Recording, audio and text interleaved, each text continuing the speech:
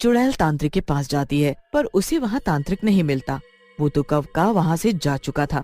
उसके बाद चुड़ैल अपने घर की ओर जाती है। तभी गांव के दो आदमी उसे देखकर हंसने लगते हैं। मानस, वो देखो, कौन बेला है वो? सिर पर बैल जैसे बड़े बड़े सींग, सूरत बस थोड़ी बैल जैसी नहीं दिखती है, बाकी सब बैल जैसा ही है। तुम सही बोला थो, ये तो कुछ अजीब बैल दिखत है, बस 4 पैर और एक पूंछ नहीं दिखती है। चुड़ैल तुरंत उनकी बातें सब सुन लेती है। मैं इन्हें बैल जैसी दिख रही हूँ? मेरा मजाक उड़ाते हो तुम दोनों? लो, अभी बताती हूँ कि मैं कौन हूँ। चुड़ैल उन दोनों को भागने नहीं देती और अपनी सींगों से पटक पटक कर खूब मारती है दोनों को। अभी तो सिर्फ घायल ही किया है, अगर एक भी गलत शब्द मेरे बारे में और बोला तो यही सींग तुम्हारे पेट में घोंप दूंगी। अगर गलती से तुम्हें दोबारा दिखाई भी दे जाऊं तो मेरी तारीफ करना, मुझे खूबसूरत बोलना। अगर नहीं बोला तो पता है ना फिर मैं क्या करूंगी। चुड़ैल ने पूरे गांव भर में उस तांत्रिक को ढूंढा, पर वो उसे कहीं नहीं मिला। कई दिन बीत गए, चुड़ैल अब तक अपने घर नहीं आई थी। कई दिन हो गए हैं घर नहीं गई हूँ मैं, मुझे अब घर जाना होगा। घर पहुँचते ही कौन हो तुम? बड़ी जल्दी भूल गई मुझे। मैं तुम्हारी बहू सुमन हूँ। तुम मेरी बहू नहीं हो सकती, तुम तो कोई चुड़ैल हो। मैं अभी बुला कर लाती हूँ किसी ओझा को, वो ही तुम्हें भगाएगा यहाँ से। तभी चुड़ैल को गुस्सा आ जाता है और वो सोमवती को अपने सींग मारकर नीचे गिरा देती है। मैंने बोला ना कि मैं तुम्हारी बहू हूँ। सही कहा, तुम्हारी हरकतें ही बता रही है कि तुम मेरी ही बहू हो, पर तुम्हारा ये हाल और तुम्हारे सर पर ये सींग। मैं अभी ये सब नहीं बता सकती, अभी मुझे बहुत भूख लगी है, मेरे लिए कुछ खाने को लाओ। कई दिनों से काम पर नहीं गई, 1 पैसे का काम नहीं हुआ है, ऊपर से मेरे सभी फूल के पौधे सूख गए, उसके बाद कहाँ से लाऊं खाने को? अरे मैं खुद ही भूखी हूँ कई दिन से बहू।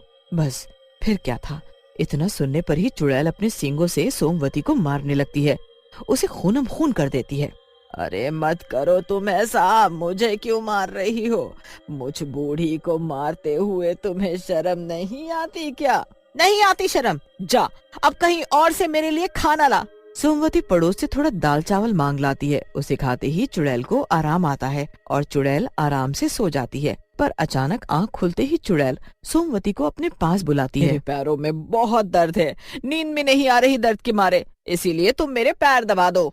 पैर दबाने के अलावा सोमवती के पास कोई दूसरा चारा नहीं था, इसीलिए वो चुपचाप चुड़ैल के पैर दबा देती है। चुड़ैल को अब जरा भी दुख नहीं था कि वो मर चुकी है और चुड़ैल बन गई है, इसीलिए वो खुल्लम खुल्ला गांव में घूमने लगी और लोगों को डराने के साथ साथ उन पर अपनी ताकत आजमाने लगी। अरे ओ चुड़ैल, सुधर जा, नहीं तो तेरे लिए अच्छा नहीं होगा। नहीं तो क्या, मैंने तुम्हारे पेड़ से कुछ आम तोड़कर खा लिए तो तुम नाराज ही हो गई। कुछ नहीं, सारे खा गई, तुझे तो इस गांव से भगा नहीं होगा। तभी पूरा गांव सोमवती के पास पहुंच जाता है चुड़ैल की शिकायत करने। अरे मैंने अपने मरते हुए बेटे से वादा किया था कि मैं उसकी पत्नी का ख्याल रखूंगी, उसे किसी भी चीज की दिक्कत नहीं होने दूंगी, पर अब बहुत हुआ। एक वादे के लिए मैं पूरे गांव को दुखी नहीं देख सकती, इसीलिए मुझे ही कुछ करना होगा। मैं भी बहुत दुखी हो चुकी हूँ अपनी बहू से। अगली सुबह सोमवती चुड़ैल को अपने पास बुलाती है और उससे खेत में खजाने के होने की बात बोलती है। क्या सच में खेत में खजाना है जो आपने छुपा कर रखा है? तभी कहूँ कि आप आधी रात को खेतों में क्या करने जाती थी। चुड़ैल बहुत खुश हो जाती है, वो फौरन दौड़कर खेत खोदते खेत में 20 फीट गहरा गड्ढा हो जाता है और चुड़ैल उसी में फंस जाती है। आय हाय, खोदते खोदते मेरे सींग बहुत दर्द करने लगे हैं, पर खजाना फिर भी नहीं दिखा। अरे कहाँ पड़ा था? तुमसे मैं बोलती रही कि तांत्रिक के पास मत जाओ, नहीं तो कुछ बुरा होगा। तुमने मेरी एक नहीं सुनी और उसने तुम्हें खाई में गिराकर मार डाला। हाँ, मुझे सब पता है, गांव के सभी लोगों को ये बात पता थी, इसलिए उस तांत्रिक को गांव वालों ने यहाँ से भगा दिया था। तुम्हारा और मेरा साथ बस यहीं तक का था बहू। पूरा गांव चुड़ैल को उसी गड्ढे में दबा देता है। फिर वो चुड़ैल हमेशा हमेशा के लिए शांत हो जाती है।